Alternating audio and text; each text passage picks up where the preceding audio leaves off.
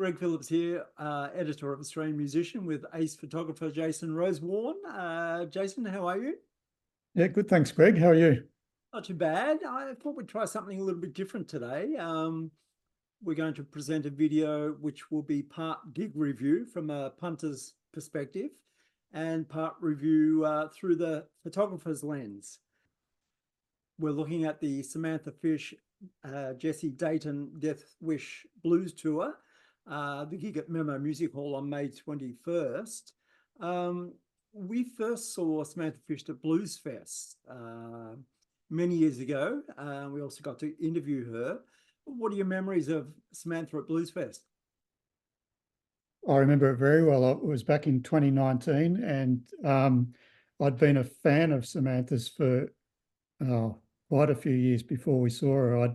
I'd had, I think, 3 of her albums before we went to Blues Fest. I'd never seen her live, just heard her music, and I liked what I was hearing. I remember she played 3 separate gigs up at Blues Fest, and I was really blown away by her stage presence and, you know, the way she dressed, the way she acts on stage with her passion that comes through. And yeah, I was just really blown away by her. Yeah, and then she came back and played at Memo Music Hall in Melbourne. Well, she did a national tour, but we caught her at Memo during summer a couple of years ago. I remember it was a very hot night, which suited her music down to the ground. Is heat or cold a factor in gig photography at all? Oh, not really. It's more just the atmosphere, I think, for the punters. And I do remember that night very clearly. It was a hot night, and the music just, you know, a hot night with hot music, it just seemed to go hand in hand. So it was a really memorable night, that. And yeah, but nothing that affects it from a photography point of view.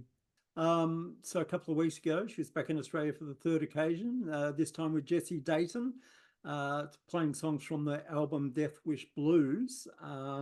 They got together a few years ago and created an EP just for fun, and it went down so well they created this album Death Wish Blues, which ended up getting nominated for a Grammy, which was a surprise to them, not so much to the public.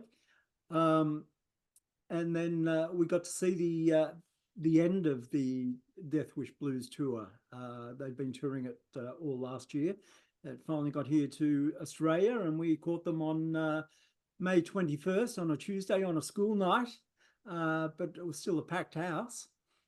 Yeah, no, it was a good show.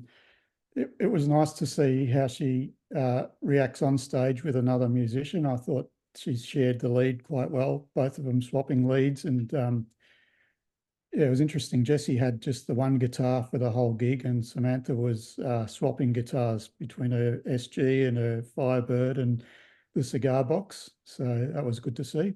Yeah, Jesse's got that punk rock background, or more straight ahead rock and roll background, and Samantha sort of brings the soul and the blues. So it's a great dynamic. From your perspective, what were the shooting conditions like on that night? It's always pretty good at Memo Music Hall. The lighting guys do a good job of not having any sort of really harsh blue or red lights on the performers' faces as such. They try and keep the colour to the backdrop, so which is really nice for us photographers. Some of the challenges in Memo are that it's a seated venue with the tables right up against the stage, so we have to be pretty careful about not blocking anybody's view, or you know, trying to be a bit stealth-like when we move around. So we have to sort of shoot from either side of the stage, or from the back area where we were standing, or from upstairs. But as far as lighting and conditions, yeah, it was pretty good. We only got the 3 songs, which is always a challenge to try and get something good in, you know, 15 minutes. But it's, yeah, I don't mind that venue to shoot in. They kind of rushed through the first 3 songs. They began with a bang with the MC5 song Kick Out the Jams. Of course, MC5 main man Wayne Kramer died in February, so it was a nice little tribute to him. I think you shot Wayne when he was supporting Alice Cooper. They came out as MC50. Yeah, I did. Yeah, I remember that gig fondly as well. And yeah, he actually shared one of my shots where he's on stage with his hand in the air, his guitar, his well-known guitar. And yeah, he shared it on his socials, which was nice of him. Yeah, yeah. So they went straight from that into Death Wish, the first track off their album. There was no break there. I suppose no time for you to prepare. You had to just keep shooting. Yeah, you've got to just basically get as much as you can. I didn't shoot upstairs just for that fact that I only had the 3 songs, and I might have missed half a song getting through the crowd and trying to go upstairs. So I just tried to shoot as many angles as I could. So I was on both sides of the stage, plus a couple from the back. Yeah, it is difficult as well because she has 2 microphones set up for her. What's the song she does with the second microphone? The one off the latest album. I can't remember the name of it now, but so shooting from the back, it is a little bit difficult with that many microphone stands in the way, but yeah, make the most of it. Yeah. As well as the standard gig shots, you've been sending me some affected shots. One that I really like is the one with the ragged edge border and the color's a bit less saturated. Is that a Photoshop effect or something you do on a phone app? That's a little plugin I use in Lightroom. So I do my basic processing in Lightroom, and then I open up a little plugin called Analog Effects. And I've been sort of you can fine tune things and then save them as a preset recipe. So I've been sort of fine tuning one that I really like over time, and I open it up, add that effect, and then just for each individual shot, I can adjust things automatically like bokeh, saturation. I use the same border for every one of those I do, so it has the same look to it. But yeah, just a nice little plugin I use to give Yeah. it sort of a retro effect. I don't think we mentioned what camera and lens you actually used for the gig. I used my main Canon 5D Mark IV with a Tamron 70-200 lens. I'd normally have 2 cameras, but for that gig, not being able to get so close to the stage, the 70-200 works for all the different locations I can shoot from. So I only need to carry the 1 camera, which is nice. You mentioned that Jesse only used the 1 guitar on the night, which is the Jason Burns built King guitar, black guitar, and Samantha used the SG and the Jaguar and the cigar box guitar, which gives you more color contrast. I noticed that with Jesse's guitar, it was reflecting a lot of light. Yeah, there's not much you can do about that.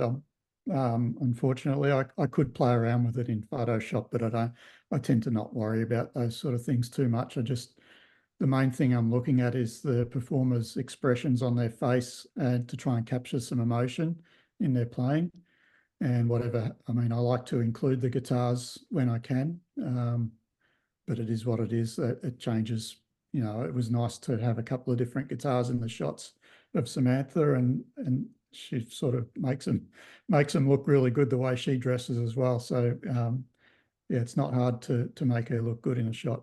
Yeah, the thing I noticed with Jesse's King guitar was very loud compared to Sam's SG and Jag, and it wasn't until she slung on the cigar box guitar that the volume levels were similar. I think the sound guy tweaked things after that, but was that something you noticed as well?